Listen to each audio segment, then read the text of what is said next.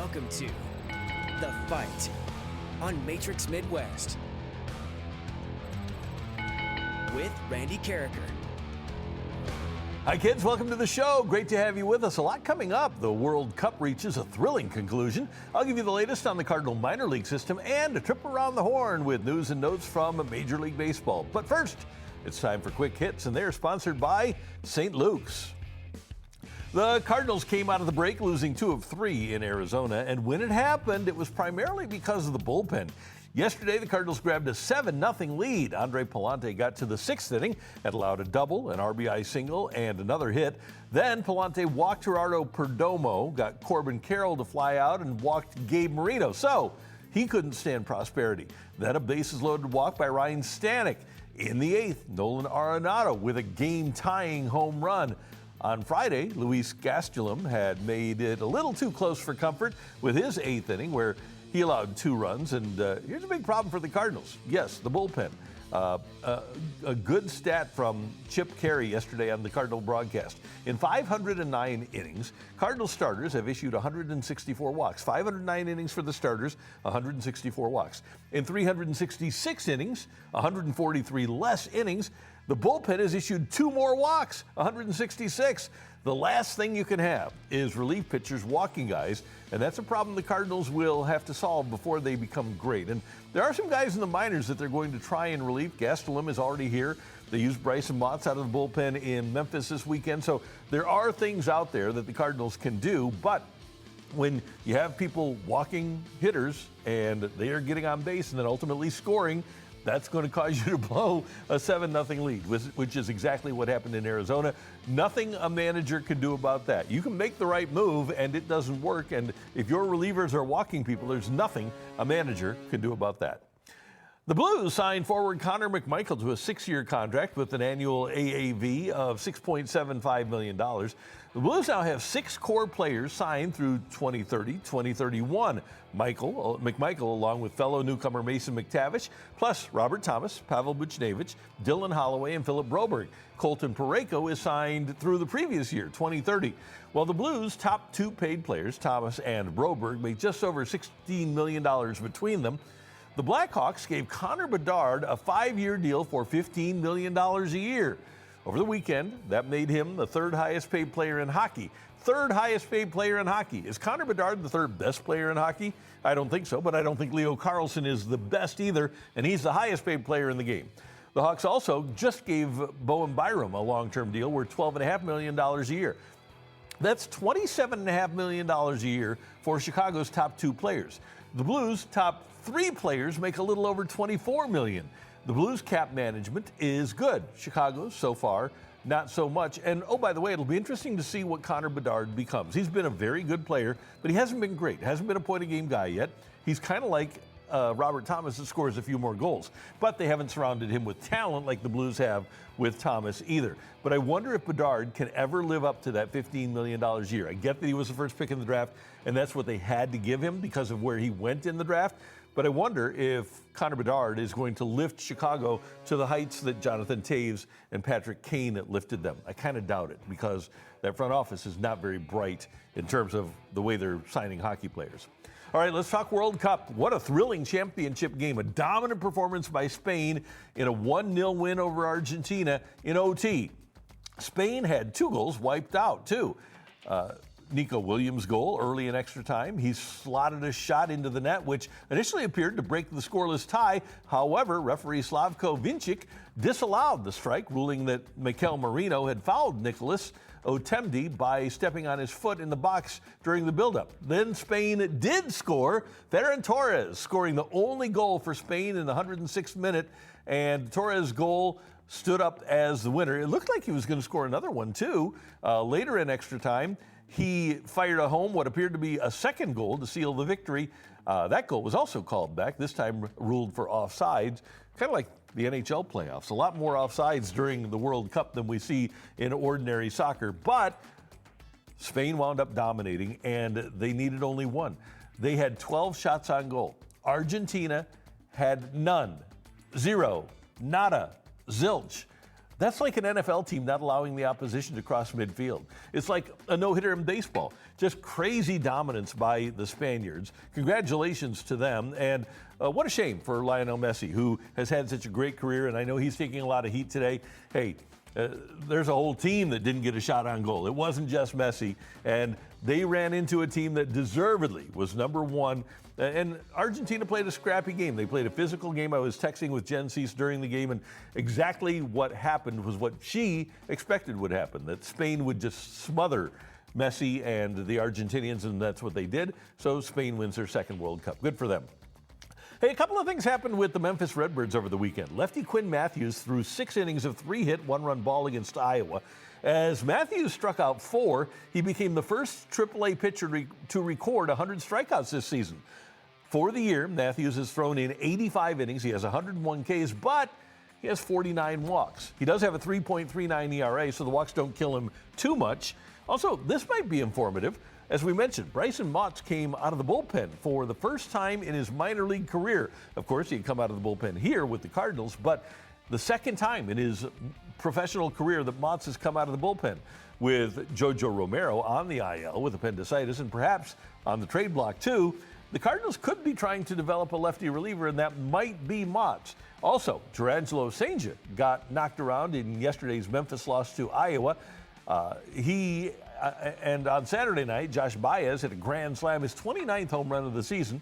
On Saturday night at Springfield, lefty Cooper Zerpe struck out 6 in his 3 innings of work.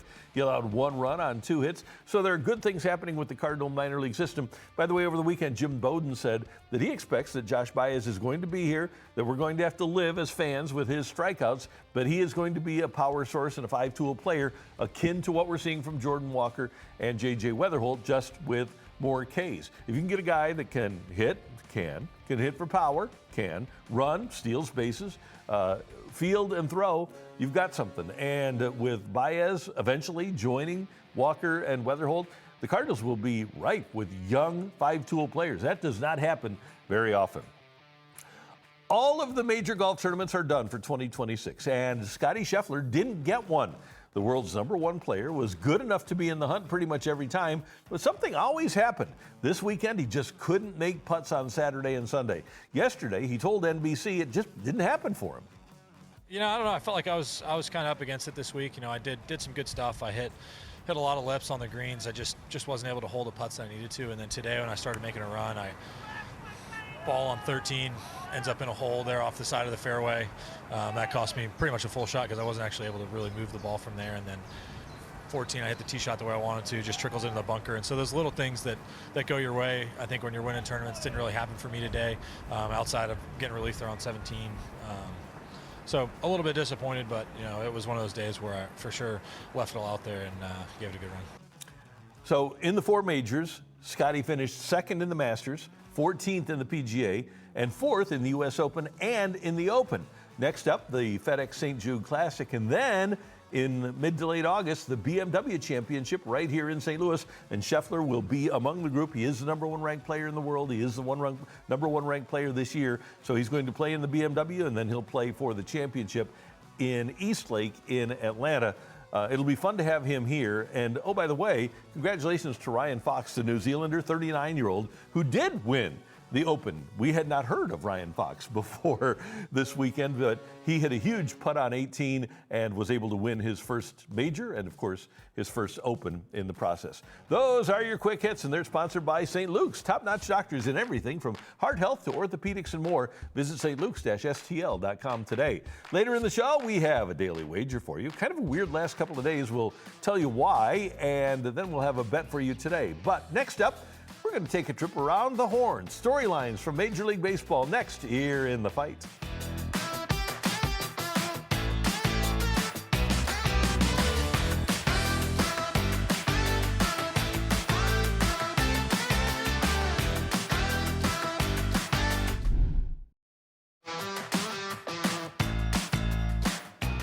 It's time for one of our favorite segments here in The Fight. It's time for a trip around the horn. We've got storylines from around Major League Baseball for you.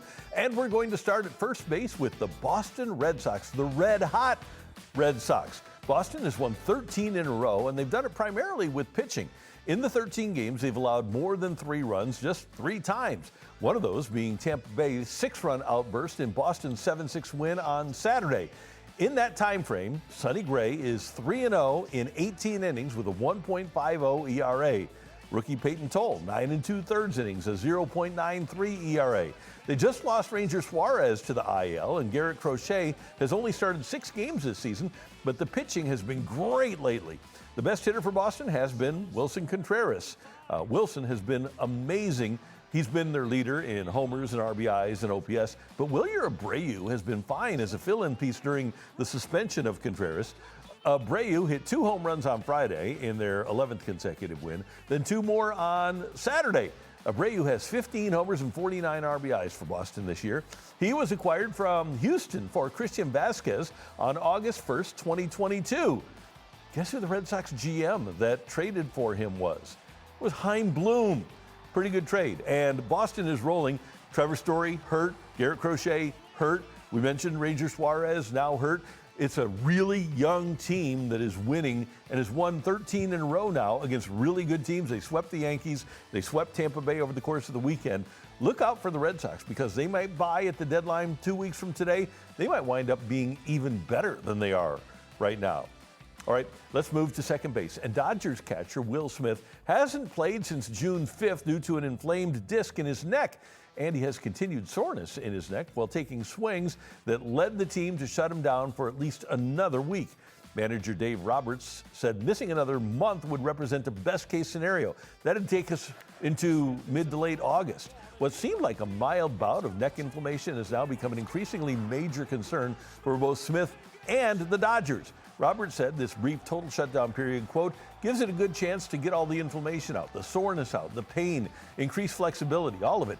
Then he has a fighting chance to work his way back. Trying to do everything, even at a lesser dosage, just wasn't feasible. Well, if they don't have Will Smith, then they've got some real depth problems behind the plate.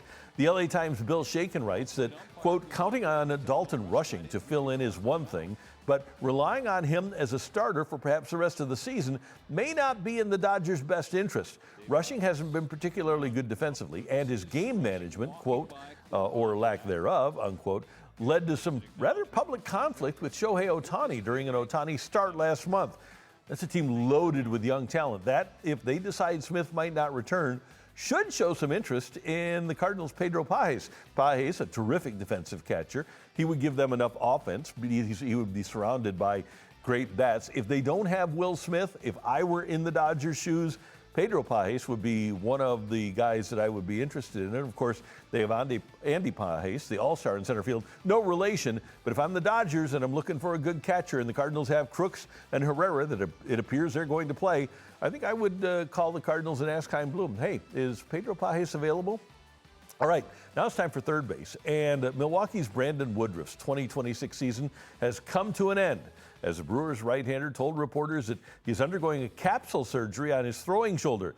Usually, that is a death sentence for a career. The recovery timeline should keep Woodruff out of action for at least part of next season, if there is one.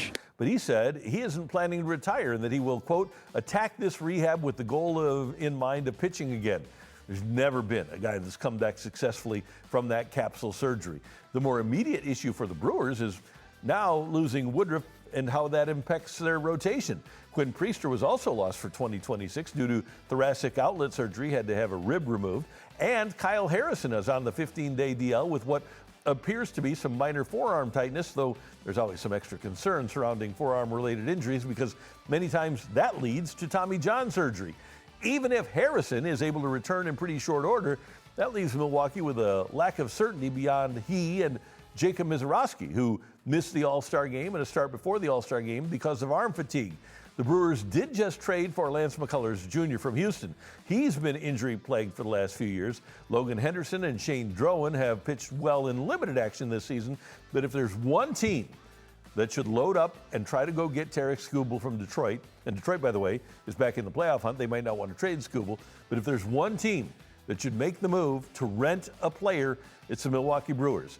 This is a great chance for the Brewers to get to their second World Series and win their first. If you have Mizrachi and Skubal at the front of the rotation, you have a great chance to win every single game. And oh, by the way, the Brewers have more top 100 minor leaguers, according to Baseball America, than any other team in baseball. So if you're going to do a rental and you're Milwaukee, you should look at it. They did it in 2009 when they rented CC Sabathia before he became a free agent with the Yankees. Not a bad try to do that again this year with Tarek Skubal. All right, we move to home plate. And Yankee slugger Aaron Judge is still out with a rib injury. He's been out since the 1st of June, and in that time, the Yankee offense has gone from scoring 4.9 runs a game in April with him there to 5.4 in the last month that he played, that was May, to 4.2 to just 4 runs a game this month. So let's run that down again. 5.4, 4.9, 4.2, and now 4. This weekend, the Yankees moved Judge to the 60-day IL. Here's manager Aaron Boone. He did last night, so kind of agreeing with Dr. Ahmad. So, obviously healing going on, which is good, but still not, able to start any baseball activities or anything. He needs to get to a point to where he's asymptomatic to where you really start ramping up more upper body stuff.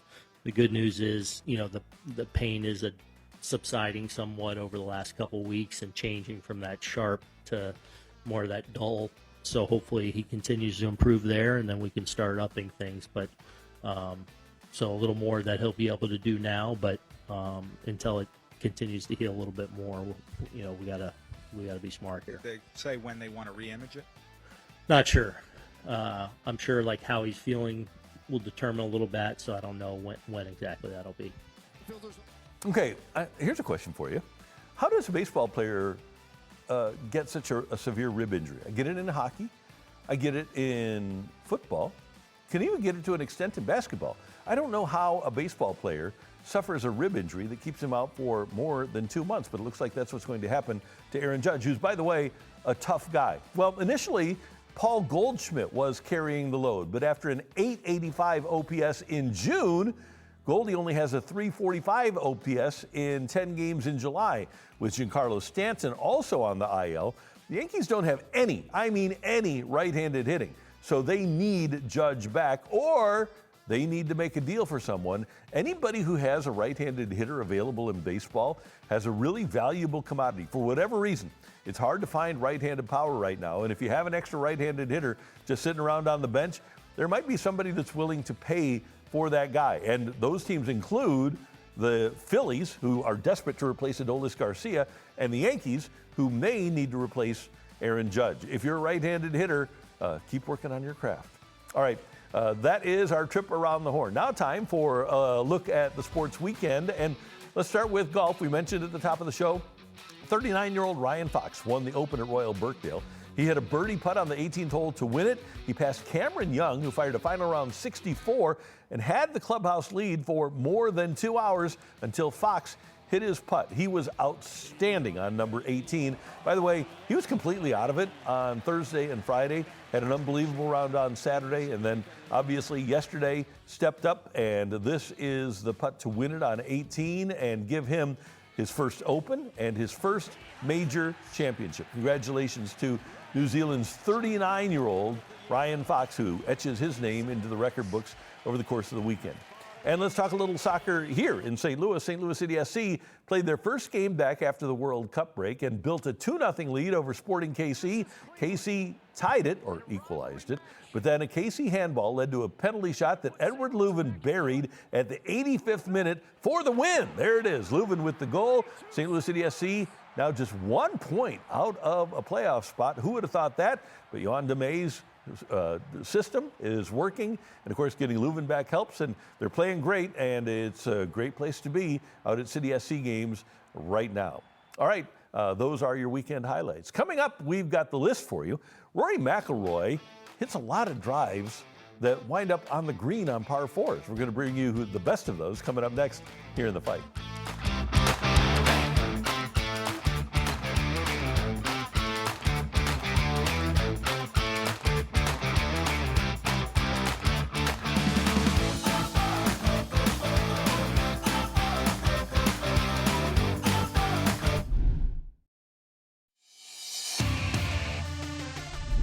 It's time for the list, and Rory McIlroy was the definition of drive for show, putt for dough this weekend.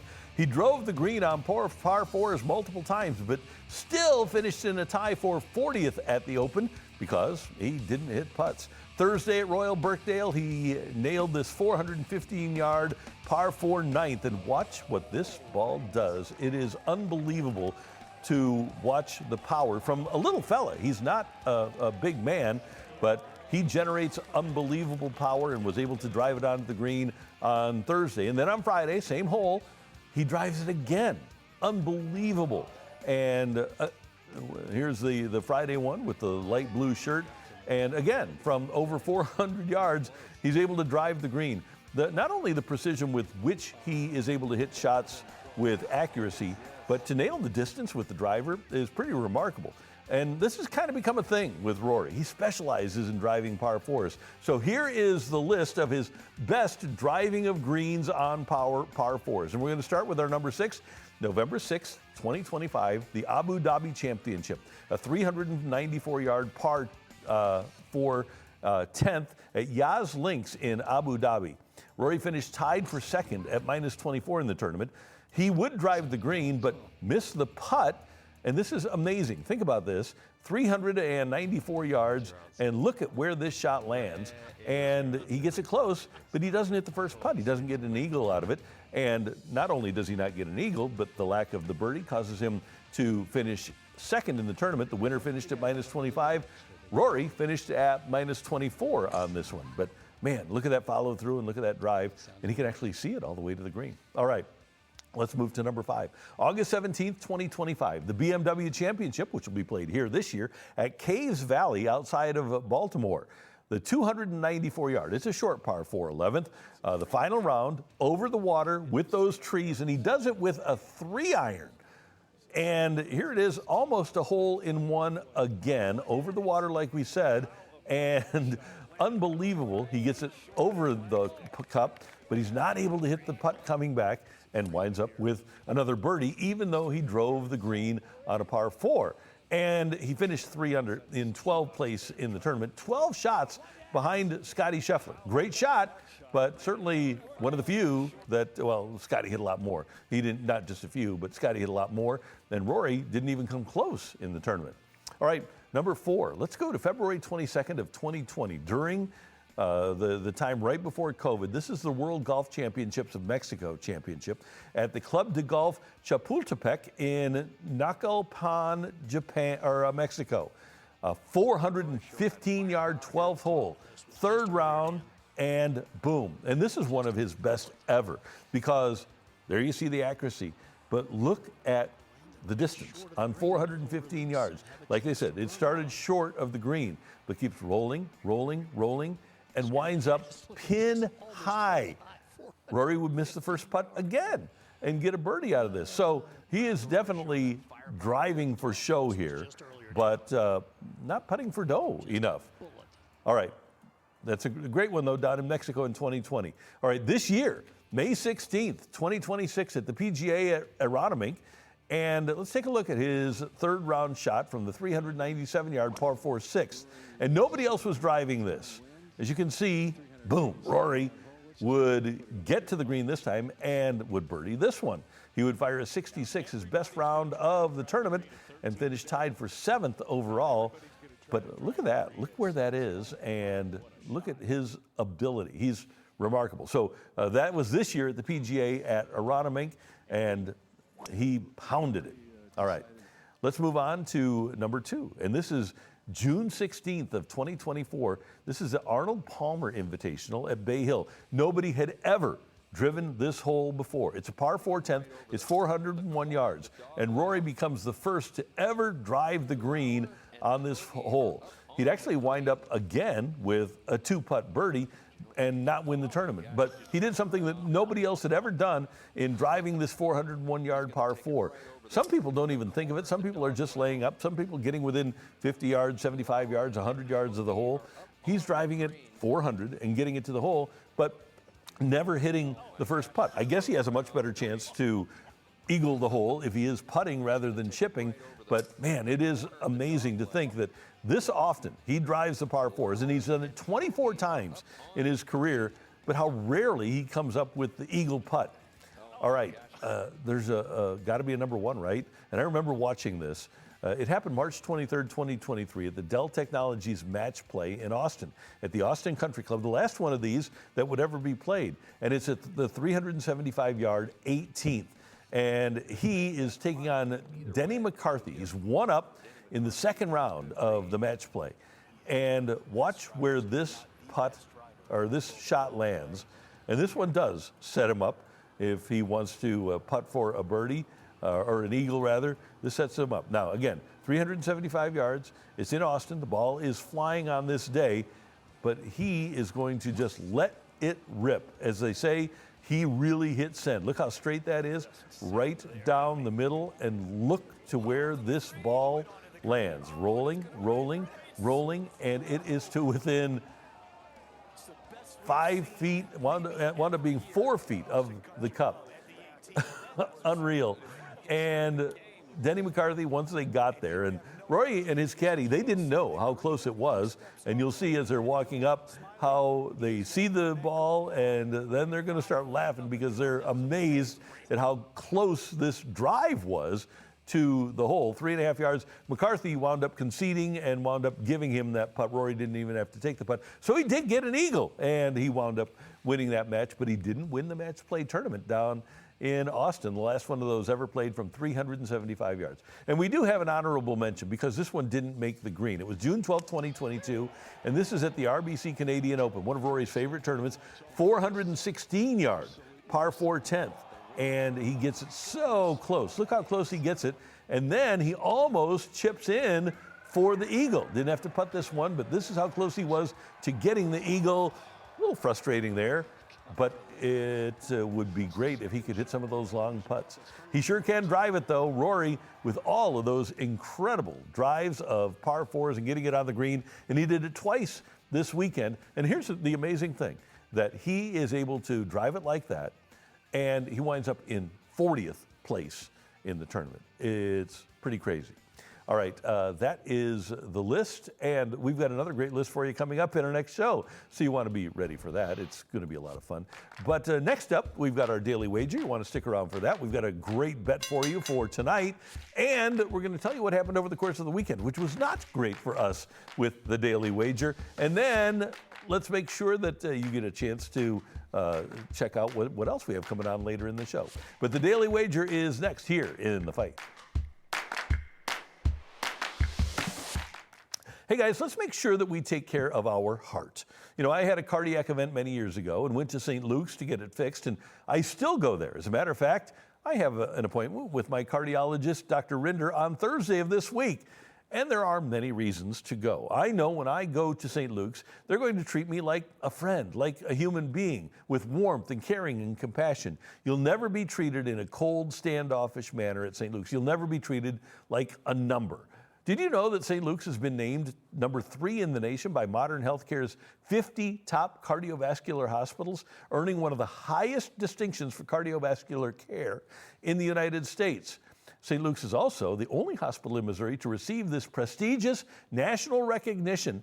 Healthgrades named St. Luke's Hospital one of America's 50 best hospitals for cardiac surgery for 8 years in a row. That's incredible because of all the advancements that are taking place in cardiac surgery. To stay at the top of that list is remarkable. St. Luke's is among the top 5% of U.S. hospitals in the nation for cardiac surgery and coronary interventional procedures. So they treat you right and they do their job right. At St. Luke's Heart and Vascular Institute, they pour their hearts into taking care of yours.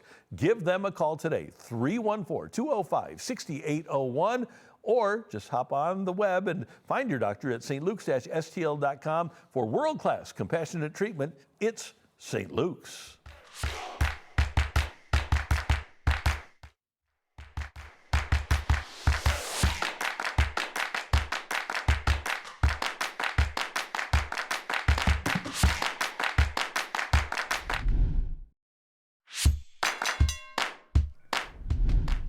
it's time for the Daily Wager, and let's bring you up to date on what happened over the weekend because it was not great for us. Well, could have been worse.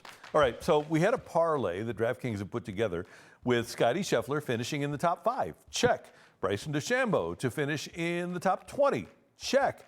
But we had Rory McIlroy to finish in the top 10. So it was Scheffler in the top 5, McIlroy in the top 10, and DeChambeau in the top 20.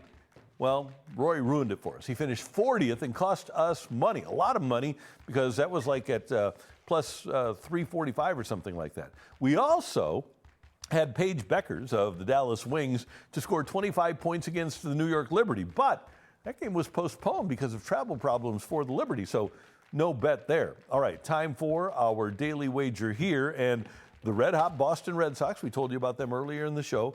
They are hosting the Baltimore Orioles of Jackson Holliday and crew. That's a game tonight at Fenway Park. And when you look at our old buddy, Wilson Contreras, he's having a great year. As we mentioned, he leads the Boston Red Sox in homers, RBIs, on-base percentage, slugging percentage, OPS, batting average. He leads them in pretty much everything except for hits. So I'm going to scroll on down to hits plus runs plus RBIs because he does lead them in homers. I think he leads them in doubles too. And I'm going to say that he winds up with 3+ hits plus runs plus RBIs.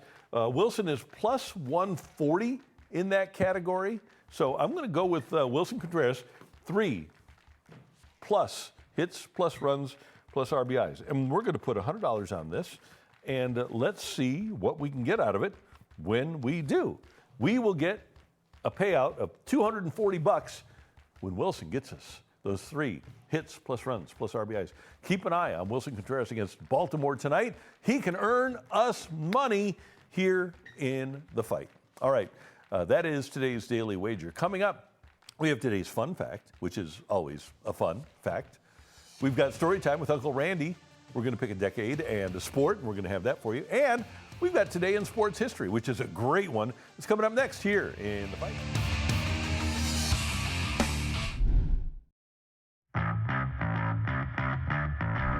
It's time for today's fun fact, and we don't talk a ton of NBA here on the show, but when we do, it's usually about Caitlin Clark, right?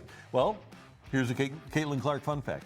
She reached 200 career three-pointers, hitting the milestone in 74 games, faster than any player in WNBA history. Clark also scored a career-high 45 points, shooting 11-18 from the field, including 6 of 10 from beyond the arc in a win over New York over the weekend, 17 of 19 from the free throw line as the Fever beat the Liberty. The reason WNBA players beat Clark up physically is because that when she's healthy, she beats them on the court. She doesn't beat them up physically. She doesn't punch them or punch their throat or things like that. She just hits threes, and she hits free throws, and she gets assists, and she is a monster, and she's so intensely competitive. That's why she gets physically beat up, because when she's healthy, she beats them. Pretty good for a guard that her fellow players deem the 11th best guard in the whole league. NBA players, jealous much? This girl's unbelievable. She's a great player, and she is the face of the NBA. She is the reason that the WNBA has reached the heights that they've reached since she came into the league. And it'd be nice if the whole league, including the commissioner, would recognize that. But they haven't yet. That's today's fun fact. All right, time now for Story Time with Uncle Randy. And Director Tyler is going to spin a wheel for the year or the decade that we're going to talk about. And we're also going to have a wheel for a sport. And I will give you a little bit of a story. And we are going to go in the a little 2010s action here. 2010s baseball. Okay, so this is baseball between 2010 and 2019. We had some pretty good things happen. Okay, so let's go back. Well, let me give you a statistic here before I go back to a specific story, okay? Between 2010 and 2022, the Cardinals made the playoffs a lot. Went to the playoffs in 2011, 2012, 2013, 2014, 2015, missed in 16, 17, 18, went to the playoffs in 19, went to the LCS, went to the playoffs again in 20, went to the playoffs again in 21, and then obviously went in 22 and missed in 23. So you have all those playoff years. In those years, between the end of the 2010 season and the end of the 22 season, the Cardinals missed the playoffs in 2016 in game 162. Didn't play a game where there weren't playoff implications. In 2017, they got knocked out of the playoffs in game number 161. So they played one game where it didn't have playoff implications. And then in 2018, they got knocked out of the playoffs mathematically in game number 158. So 159, 160, 162, 162, those four games didn't have playoff implications for the Cardinals. That means that from the end of the 2010 season to the end of the 2022 season, the St. Louis Cardinals played a grand total of 5 games that didn't have mathematical playoff implications. 11, 12, 13, 14, 15, 16, 17, 18, 19, 20, 21, 22. That's 12 years where you played 5 games in baseball seasons, 162 game seasons that didn't have playoff implications. Okay, so I'm going to go back to 2015 because the Cardinals won 100 games, but it was tough. Remember, the Cubs were really good. Pittsburgh was really good. I think the Cubs won 98, Pirates won 97. And the Cardinals go into Pittsburgh and win the division, and they had they had extraordinary, record-setting starting pitching that year. Even though Adam Wainwright was hurt, you had Lance Lynn pitching great, you had John Lackey pitching great, you had Carlos Martinez pitching great, you had Shelby Miller that started for you and did pretty darn well. It was just a really impressive performance by the starters.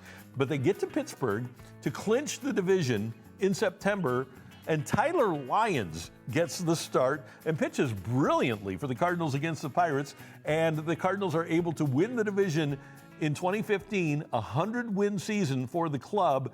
And with all of that great starting pitching that they had that year, it was Tyler Lyons that pitched the division clincher for the team. And it was, I talk about record setting, and who would have thought that with Wainwright out, they would accomplish what they were able to accomplish. But Lynn won double digits, Waka was fantastic, Lackey won double digits, Martinez was really, really good, kind of an underrated starter, and they just did really well. And Director Tyler finds this game with the lefty Tyler Lyons, and this is obviously the offense in that game, but the lefty Tyler Lyons, who was a pretty darn good reliever for the Cardinals that year, wearing number 70, he was on the mound for the win, and there he is, as the Cardinals clinch the division with a victory at Pittsburgh. So that was fun, and it really is, when you think about the Cardinals not signing Max Scherzer after this season, that's why they didn't, because they thought that they were going to be pretty good for a long time. Martinez was really young. Waka was really young. They had already traded Shelby Miller, but so you had those guys. Lackey was going to depart at some point, and did. But then you had Lynn, Waka, Martinez, and then you had Tyler Lyons on the way. You still had Lackey. Pretty darn good starting rotation there. And so that was their thought process, I'm sure, in not signing Max Scherzer. The problem is, it was Max Scherzer. And there were a couple of things that came into play. And Adam Wainwright, who I think is going to join us later in the week on this show, told us previously on this show that Max Scherzer was so close to becoming a Cardinal. He'd gone to Adam. He had said, look, I'll take a hometown discount. It is my hometown, after all, and I will come to the Cardinals. All you have to do is set it up with your front office. I'll tell Scott Boras, and we'll take care of it. And the Cardinals never engaged. And it's public knowledge. But Scherzer desperately wanted to be here. And the fact that the Cardinals didn't engage he and his agent kind of permanently soured Scherzer on becoming a Cardinal. And as great as that young pitching was, and I understand what their philosophy was at the time, but it was a transcendent pitcher who, along with Justin Verlander and Clayton Kershaw, was, far and away the best of his era. It wasn't even close. So it's a bummer, but story time, 2015 division clincher, 100-win season, and it was Tyler Lyons that wound up getting the start for the Cardinals in a dominant era of Redbird baseball. I hope that we, because we complained a lot about the Cardinals not making the playoffs in those years and things kind of disintegrating, and they do go back to the LCS in 2019. I hope we appreciate what we have here. You talk about Pittsburgh. They've had 3 good years in the last 30. You look across the state at Kansas City with one of the worst records in baseball right now. There are a lot of franchises that would love to have had the success, even in the regular season, even if they didn't win World Series, that the Cardinals have enjoyed over the years. Okay, that is Story Time with Uncle Randy. And now it's time for this date in sports history. And one of the all-time greats ended his home run record on this date in 1976. Henry Aaron hits his 755th and last home run off of Angels pitcher Dick Drago. And first of all, look at the crowd there for Henry Aaron in what we know is his last season. That's kind of a shame. At Old County Stadium, and Aaron would wind up with 755. It's interesting that it was July that he hit his last home run, and then would go the rest of the season and not hit another one. But the greatest of all time, hits number 755 on this date in 1976. He was amazing. And by the way, the reason that he was with the Brewers was twofold. Number one, they had the designated hitter in the American League at that time. They didn't have it in the National League. Of course, he had been with the Braves, and then they traded him to the Brewers. But the Braves, when he was in the heyday of his career, were in Milwaukee. It was the Milwaukee Braves. So that's why they traded him to the Brewers, so he could end his career back in Milwaukee and as a designated hitter. So he hits 755 on this date back in 1976, and that record would stand for 31 years until on August 7th of 2007, Barry Bonds hit his 756th at AT&T Park and officially surpassed Aaron to make Bonds the all-time home run leader in Major League Baseball. There are still a lot of people out there, because of Bonds' association with performance enhancers, that still look at Henry Aaron as the all-time home run leader. And I'll say this about Henry Aaron. He doesn't get talked about enough as one of the all-time great players. And now we're talking about Ohtani, rightfully so, as being the best player in the history of the game because of what he can do on offense and what he does on the mound. Babe Ruth deserves to be in that conversation. Mickey Mantle, Willie Mays, both great all-around players. Albert Pujols, who we had here, unbelievable hitter and a multiple Gold Glover. But Henry Aaron is the all-time leader in RBIs. He is among the all-time leaders, number 2 all-time for balls that went over the fence in home runs.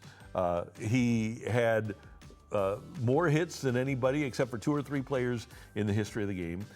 He played with great character for a long time. Not that that has a lot to do with what you do on the field, but with what you are as a baseball player. I don't think we talk about Henry Aaron enough as one of the great players in the history of the sport, because if you look at the leaderboards throughout all of Baseball Reference and just look at the top 10s, Henry Aaron is all over it, by the way, so is Stan Musial. But my point is that I don't think that we give Henry Aaron, and he wasn't the best defensively, but he was more than adequate. I don't think we give him enough credit for being one of the best players in the history of the sport. And I'm glad that we got to bring you that highlight today. And hopefully we'll see somebody else that does what he did. Hey, I wanted to give you one other quick note about the Arizona Cardinals, who start training camp this week. Unbelievably, NFL teams start training camp this week. And last year, after Kyler Murray got hurt, Jacoby Brissett was one of the best quarterbacks in the league. Even though they didn't win a lot of games, it wasn't his fault. Brissett played really good.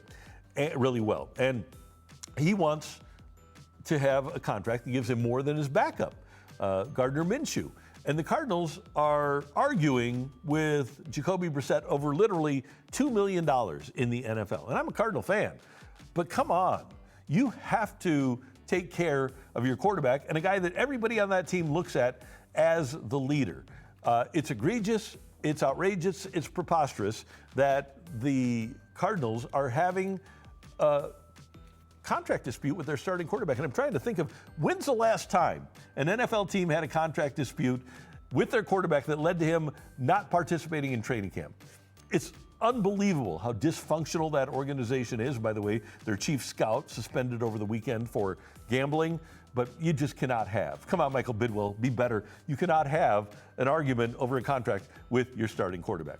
Hey, we have quite a schedule for you coming up this week on Matrix Midwest. We've got fastball every day at noon and 4 p.m., unless the Cardinals are playing a late afternoon game, which they do on Wednesday and Thursday. And Sunday, they've got an afternoon game, so you won't see the afternoon fastball then. But Tuesday, tomorrow night, we've got MLS's replay, St. Louis City SC's win over KC. It was dramatic and it was fun. Check that out. Wednesday, you've got the Memphis Redbirds taking on the Durham Bulls. Thursday, you've got the Memphis Redbirds taking on Durham again. Friday, you've got the Reds and the Cardinals right here on Matrix Midwest. And then Saturday, you've got the Military Basketball Association All-Star Game, all right here on Matrix Midwest. You talk about sports in St. Louis, man, you got it right here. And you can catch us here in the fight all the time on the Matrix Midwest app. You can Bluetooth the show in your car. Just download the app and listen to us in your car. And you can watch us every night at 7 on First Alert 4 On. Just search for First Alert 4 On wherever you like to stream, like on YouTube. Don't forget, we play The Fight, and we recorded it at noon on Wednesdays. Our director, Tyler Klaus, is back. Great to have him back. And I'm Randy Carricker. Thanks for joining us here in The Fight, and we'll see you next time. So long, everyone.